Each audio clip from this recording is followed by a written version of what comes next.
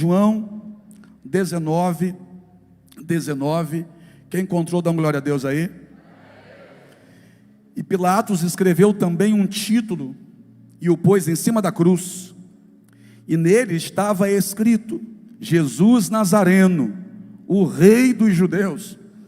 E muitos dos judeus leram esse título, porque o lugar onde Jesus estava crucificado era próximo da cidade, e estava escrito em hebraico, grego e latim. Diziam, pois, os principais sacerdotes dos judeus a Pilatos: não escreva o Rei dos Judeus, mas que ele disse: sou o Rei dos Judeus. Respondeu Pilatos: o que escrevi, escrevi. Curve a sua cabeça e vamos orar. Senhor, nós somos gratos ao Senhor por tudo aquilo que foi feito. O Senhor já falou também essa noite ao nosso coração aqui. Poderia eu desligar esse microfone e todos os teus filhos que aqui estão, assim como eu, iríamos para casa alimentados e podendo dizer, através das crianças: o Senhor falou comigo nessa noite. Pai, a revelação que eles nos trouxeram aqui não pode ser esquecida nunca por cada um de nós. Foi por mim, foi pelos meus irmãos que aqui estão. Isso já é motivo suficiente para fazer com que cada um de nós saia daqui nessa noite de cabeça erguida e dizendo: a minha semana será uma bênção porque foi por mim. Mas nós queremos nessa hora ouvir mais uma vez aquilo que o Senhor tem a nos dizer. Pai Santo, que o nosso entendimento seja aberto, assim como aberto estão os nossos ouvidos agora. Fala, teus filhos ouvem, em nome de Jesus, amém? Pode se sentar. O que está escrito na cruz, ninguém vai mudar. Eu vim aqui só te dizer isso hoje, só para completar. O que está escrito na cruz, ninguém vai mudar. O domingo anterior, eu já disse aqui pela manhã e disse também na live, Jesus entra em Jerusalém, montado sobre um jumentinho.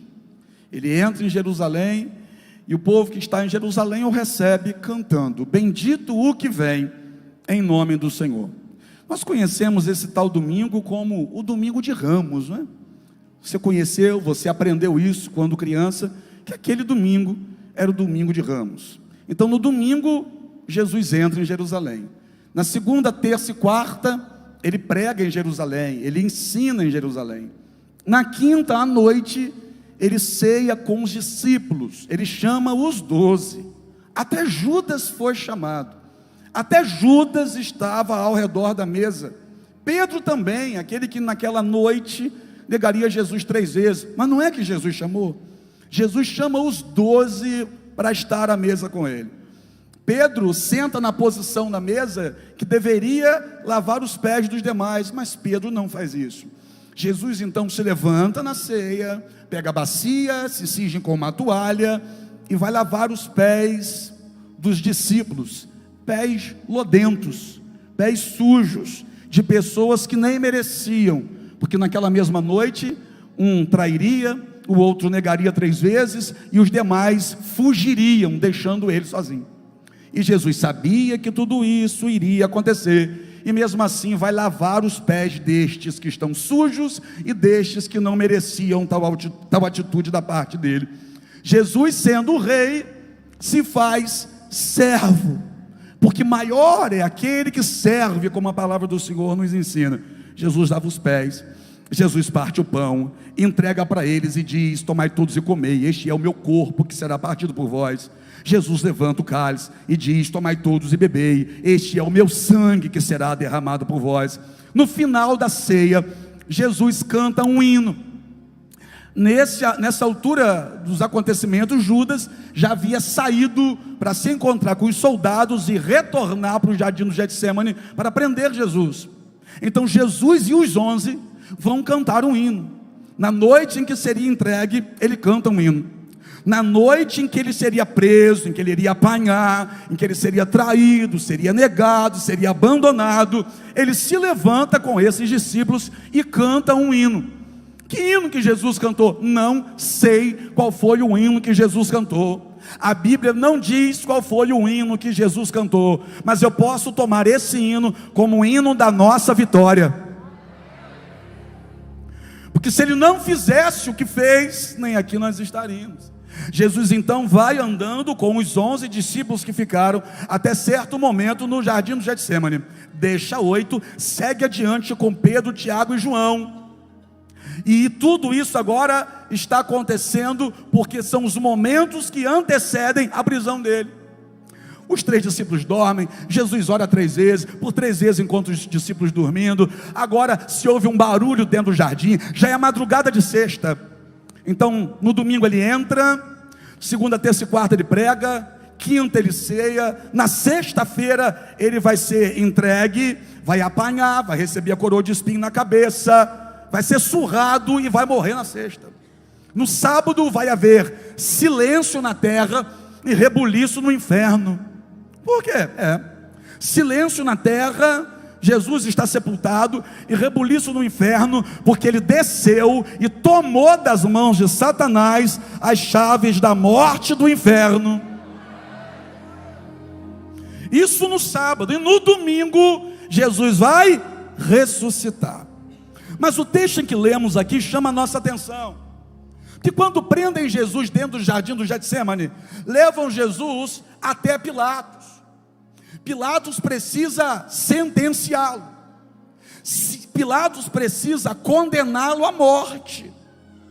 Só que Pilatos, que é o governador, vai perguntar para esses sacerdotes que estão trazendo Jesus: mas sobre qual condenação eu mato ele?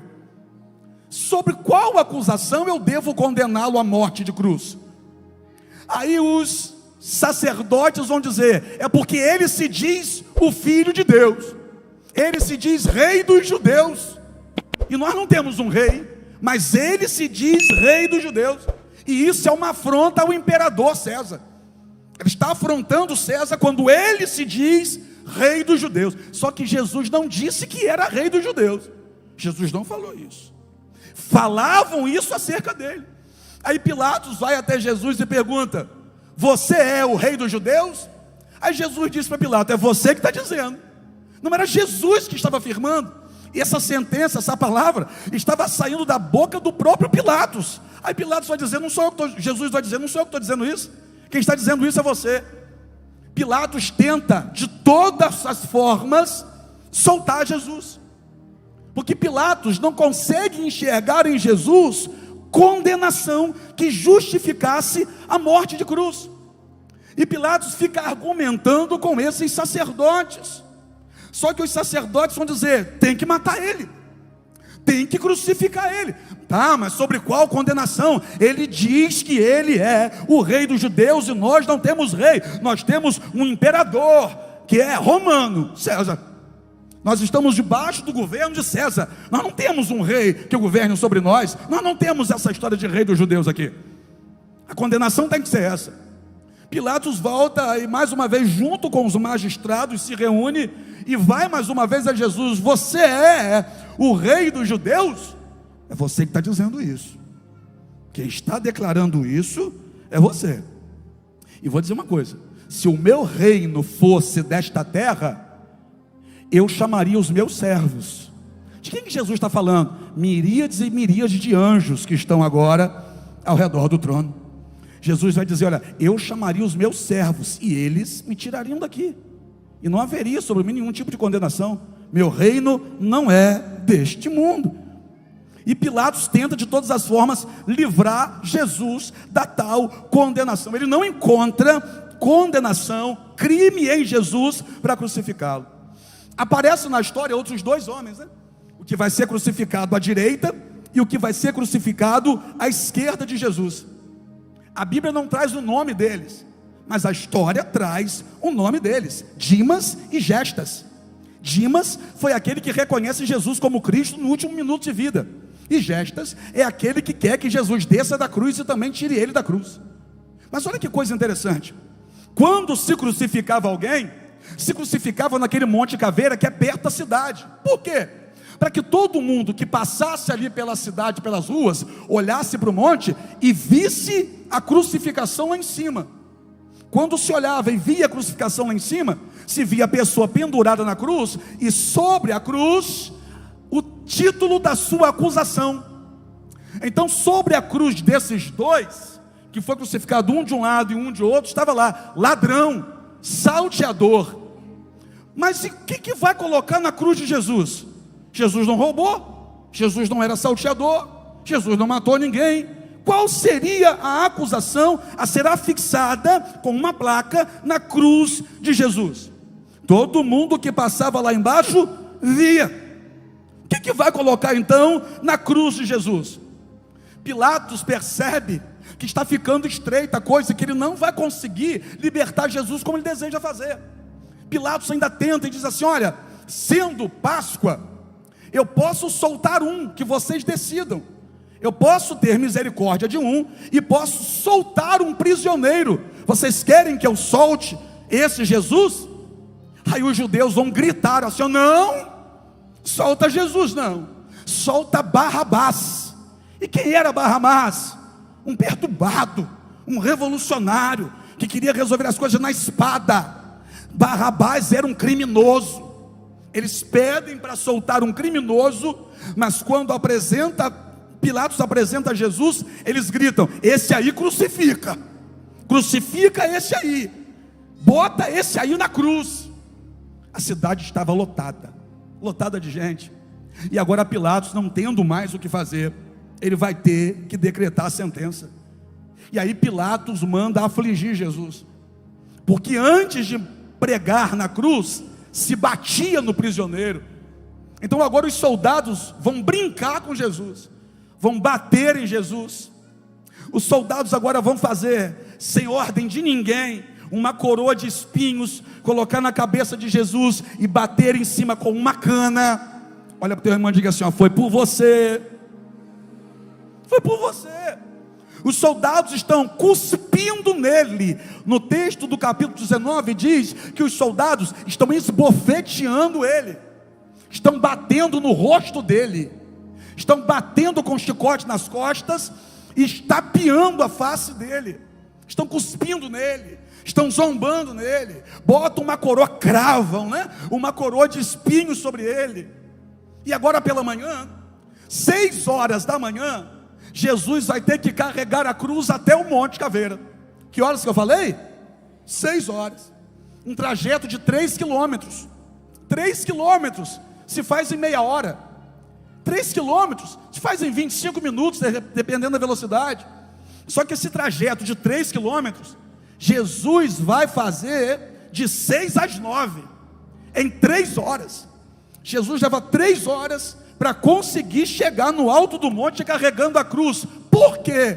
Por tudo aquilo que apanhou, devido à fragilidade do seu corpo. E fica claro nos evangelhos que Jesus caía, está todo ferido, todo cortado, todo machucado. Ninguém deu comida a Jesus. Você acha que alguém alimentou Jesus? Você acha que alguém deu água para Jesus? Você acha que alguém colocou um remedinho nas feridas? Não. Espancaram ele, cortaram ele todo, maltrataram muito ele. E o corpo de Jesus agora fragilizado vai receber a cruz para que ele a carregue. Interessante isso. Jesus ali está sendo colocado de fato como um sacrifício. Perceba que Jesus é Deus, mas nesse momento ele não vai se utilizar dos atributos divinos. Quando a gente olha, por exemplo, para a cruz, o Jesus que está na cruz do meio está com um semblante ensanguentado. O rosto de Jesus, devido aos cravos que penetram na sua cabeça e furam os vasos sanguíneos, estão fazendo com que o sangue lave o rosto dele. Então o rosto de Jesus na cruz, entre 2 ladrões, está banhado de sangue. Pouco depois disso aqui, interessante isso, como homem, ficou entre 2 ladrões com o rosto coberto de sangue. Como Deus, ficou entre Moisés e Elias no alto do monte, transfigurou o rosto diante deles. Como homem, disse na cruz: tenho sede. Como Deus disse: aquele que beber da água que eu der nunca mais terá sede. Como homem, tinha fome. Como Deus, ele mesmo disse: eu sou o pão vivo que desceu do céu. Só que aqui É como o homem carregando a cruz. É como o sacrifício que vai ser apresentado. 3 quilômetros, 3 horas, devido à sua fragilidade, devido ao seu sofrimento. E agora Jesus chega lá em cima, carregando a própria cruz, e vão cravar ele na cruz, assim como as crianças fizeram aqui de forma excelente, fizeram muito bem. Cravam Jesus na cruz, as mãos, os pés, vão erguer a cruz e colocar os pés da cruz dentro do buraco. O corpo de Jesus pendurado na cruz, os pontos de contato de Jesus com os pregos vão receber o impacto dessa descida da cruz no buraco. Imagina comigo a pressão que foi nas mãos e nos pés, quando o pé dessa cruz encontra o fundo da vala, do buraco, para que ficasse em pé. Bateu, só que ele está pendurado pelas mãos e pelos pés. Imagina a dor, quando a cruz bateu no fundo, e foi por você, foi por mim. Então do lado direito tem um ladrão, e em cima da cruz do ladrão está escrito ladrão, salteador, o nome dele e a condenação dele. Do outro lado também tem lá uma placa com o nome do ladrão e a condenação do ladrão, a causa que o levou a ser crucificado. Quem passa lá embaixo está olhando. Isaías, quando vai falar acerca disso tudo, Isaías vai dizer que Jesus era alguém de quem as pessoas viravam o rosto. E de que momento Isaías está falando? Exatamente desse, do momento da crucificação, que era sofrimento demais. A cidade estava cheia, e quando as pessoas passavam pela rua, os pais cobriam o rosto dos filhos, para que os filhos não vissem o que estava acontecendo lá em cima. Corpos pendurados no madeiro. Então as pessoas viravam o rosto para o outro lado, para não ver aquela cena que chocava ali. Jesus agora vira um espetáculo. As 3 cruzes estão lá, estando ele na cruz do meio. A cruz do meio está chamando a atenção. E agora Pilatos, alguém chega para Pilatos e pergunta: olha, na cruz de Dimas, colocamos lá Dimas, ladrão, salteador. Na cruz de Gestas, colocamos lá Gestas, ladrão, salteador. Mas e na cruz de Jesus Nazareno? Qual a placa que a gente coloca? O que a gente vai escrever nessa placa? Aí Pilatos diz assim, ó: Jesus Nazareno, o rei dos judeus. Diga assim: Jesus é rei. Você não falou com pulmão. Diga: Jesus é rei. Então peraí, quando os judeus olharam para aquela cruz, tendo uma placa escrita lá, Jesus Nazareno, rei dos judeus, os judeus endemoniaram. Os bichos ficaram possessos. Pensa, eu não sei se o demônio entrou neles ou se ele entrou nos demônios, mas eu sei que eles correram até Pilatos. Ô Pilatos, que negócio é esse? Como é que você faz um negócio desse? Não coloque na cruz que ele é o rei dos judeus. Coloque na cruz que ele se diz rei dos judeus. Muda o que está escrito. Manda tirar aquela placa de lá e coloca lá Jesus Nazareno, aquele que se diz rei dos judeus. Só que estava lá Jesus Nazareno, o rei dos judeus. Eles vêm e falam assim: a gente não aceita isso. A gente não aceita o que está escrito naquela cruz. O Senhor precisa mudar o que está escrito naquela cruz. Pilatos levanta a voz agora, olha para eles e diz assim, ó: o que escrevi, escrevi. Ou seja, o que está escrito não vai ser mudado. Eu vou começar já, mas vai desligando aí o telefone ou colocando em modo avião. O que está escrito não pode ser mudado. O que eu escrevi, escrevi. O que está escrito e ponto final. Eu não vou e nem tampouco posso mudar aquilo que está escrito na cruz. Então pega para a tua vida: o que está escrito na cruz não pode ser mudado. Eu vou repetir: o que está escrito na cruz não pode ser mudado. Apóstolo, o que é que está escrito na cruz? Jesus Nazareno, o rei dos judeus? Não é só isso. Isso é o que está escrito na placa. Mas não era só isso que estava escrito na cruz. Como assim não era só isso? Colossenses capítulo 2, versículo 14, a Bíblia vai dizer que o título de dívida que tinha Satanás contra a nossa vida foi cravado lá na cruz, quando Jesus disse assim, ó: dívida paga, está consumado. Apóstolo, o que é que está escrito na cruz? Pecado perdoado. Apóstolo, o que é que está escrito na cruz? Dívida paga. Apóstolo, o que é que está escrito na cruz? Eu morri para te salvar. Apóstolo, o que é que está escrito na cruz? Deus amou o mundo de tal maneira que deu seu Filho, para que todo aquele que nele crê não pereça, mas tenha vida eterna. Apóstolo, o que é que está escrito na cruz? Tem jeito para você. O que é que está escrito na cruz?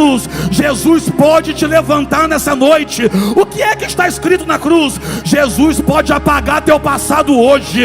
O que é que está escrito na cruz? Nenhuma condenação há para aquele que está em Cristo Jesus. O que é que está escrito na cruz? Aleluia!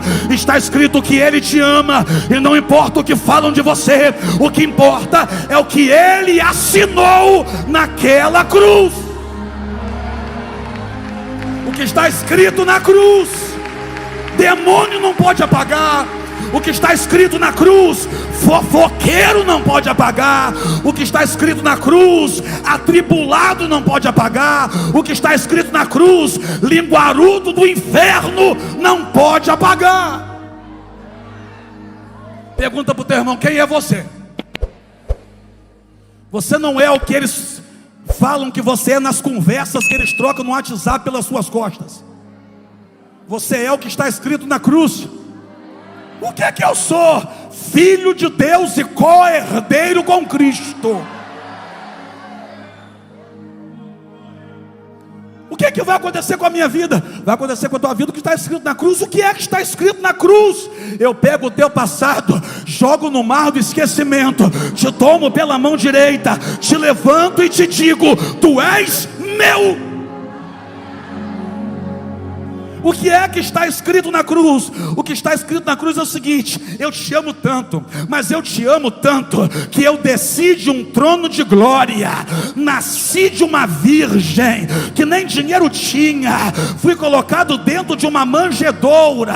Desde criança queriam me matar, Herodes queria me matar, mas eu não morri, cresci, fui batizado nas águas por você, curei, libertei, transformei, e hoje eu me entrego como um sacrifício vivo, para você entender quem você é para mim, para você entender quem você é.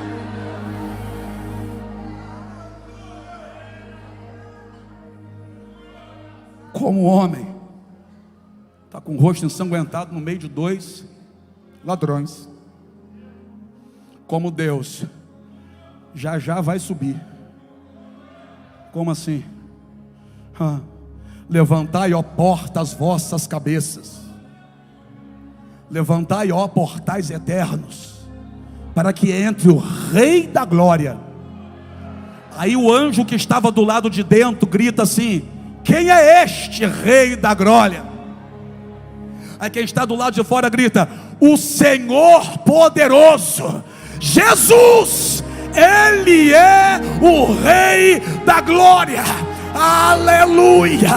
A Bíblia diz que Deus deu a ele um nome que está acima de todo nome. Eu vou repetir: por conta dele ter ido à cruz, é o que está escrito, Deus o Pai o deu um nome que está acima de todos os nomes. Oh, aleluia! Para ter um nome acima de todos os nomes, nasceu de uma virgem, foi colocado numa manjedoura, passou pela perseguição que queriam matá-lo, no caso de Herodes, para ter um nome escrito sobre todos os nomes, passou pelo batismo de João, venceu a tentação de Satanás no deserto, para receber o nome que está acima de todos os nomes, foi traído por Judas, negado por Pedro, abandonado pelos demais, para receber o nome que está acima de todos os nomes, apanhou nas costas com azarote, na face com a mão dos soldados, na cabeça com uma coroa de espinhos, foi cravado no madeiro com as mãos, foi cravado no madeiro com os pés,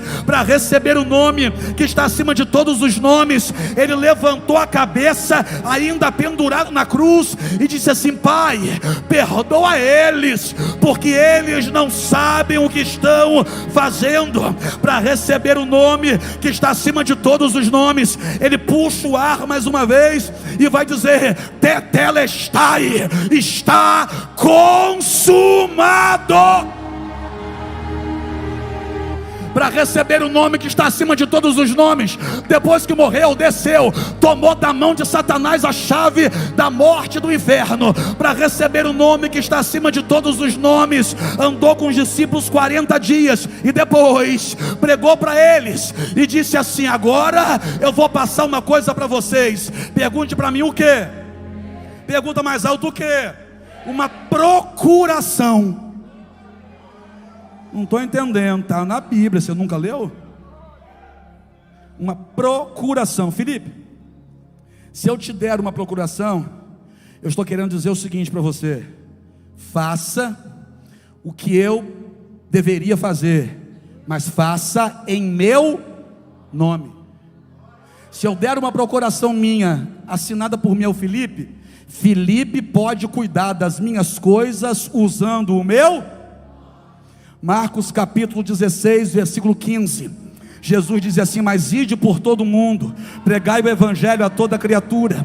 Quem crer e for batizado será salvo, quem não crer será condenado. E estes sinais seguirão aqueles que crerem: em meu nome expulsarão demônios, falarão novas línguas, pegarão nas serpentes, se beber coisa mortífera não lhes fará dano algum, e porão a mão sobre os enfermos e os curarão. Ora, o Senhor, depois de ter dito isso, subiu aos céus, e eles, tendo partido por todas as partes, cooperava com eles o Senhor, com os sinais que se seguiam. Estou entendendo não? Ele tem um nome que está acima de todo nome, mas na minha mão tem uma procuração, na tua mão também tem uma procuração.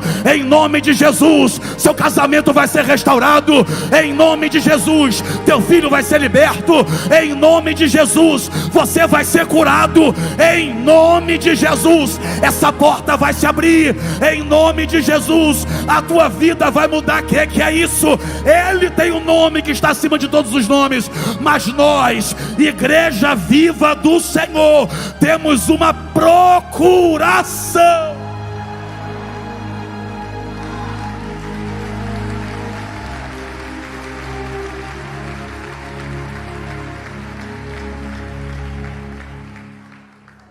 Apocalipse capítulo 5, o livro selado é colocado diante dos olhos de todos, e alguém está chorando e dizendo: ninguém foi achado digno de abrir o livro ou de desatar os seus selos. Aí João chora. Aí vem um ancião, se aproxima de João e diz assim: não chores. Pergunta para mim por quê? Deixa eu voltar. Como um homem estava no meio de dois ladrões com o rosto cheio de sangue, como Deus esteve no alto do monte da transfiguração entre Moisés e Elias com o rosto transfigurado, como o homem foi entregue como um cordeiro. Como o homem foi entregue como um.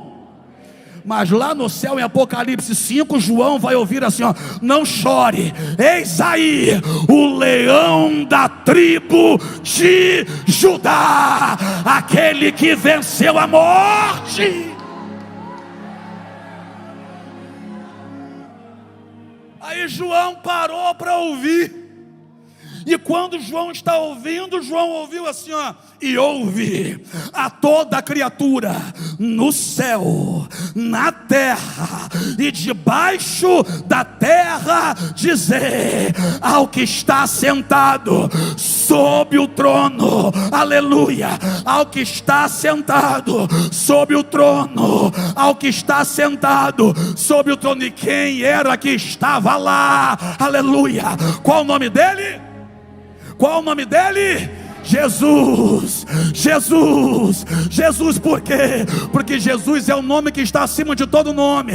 Então o céu adora Jesus, a terra adora Jesus, e até o inferno tem que reconhecer o nome de Jesus. O que Pilatos escreveu na cruz, não escreveu porque quis. O que Pilatos escreveu na cruz, escreveu porque Deus quis. E aquilo que foi escrito na cruz não pode ser apagado. Eu volto para a cruz, porque na cruz está escrito. Se você não leu ainda, está na hora de você ler com os olhos da fé. Se você colocar os óculos da fé, você vai enxergar escrito lá na cruz: estou perdoado. Se você colocar os olhos da fé, você vai enxergar escrito lá na cruz: vem viver nova história.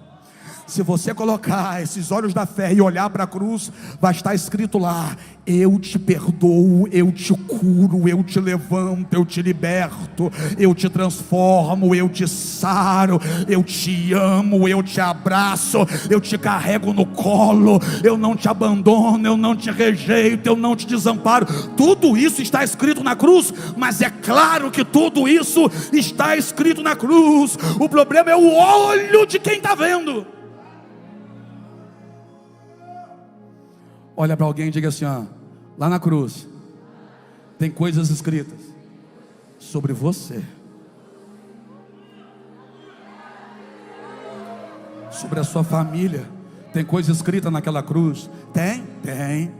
Você acha que Paulo tirou da onde? Quando ele disse para aquele homem que estava guardando a prisão para o carcereiro: crê no Senhor Jesus e será salvo tu e a tua. Paulo aprendeu isso com aonde, irmão? Com a cruz. Você acha que não tem cura para você? Tem. Você acha que Pedro aprendeu com quem aquilo que ele falou para um paralítico na escadaria do templo? Pedro olhou para ele e disse assim: ó, ei, em nome de Jesus levanta. Você acha que Pedro aprendeu aquilo com quem? Pedro aprendeu aquilo olhando para a cruz. Quando eu olho para a cruz, eu entendo que não tem limite para aquele que aceita Cristo como Senhor e Salvador. Quando eu olho para a cruz, eu entendo que não tem ninguém dentro dessa igreja aqui, não tem ninguém dentro dessa igreja aqui que vai ser jogado fora por Ele, não. Ele te ama, e o que Ele escreveu com sangue na cruz não pode ser apagado. Olha para alguém de novo e diga: a sua história foi escrita na cruz. Então fique em pé.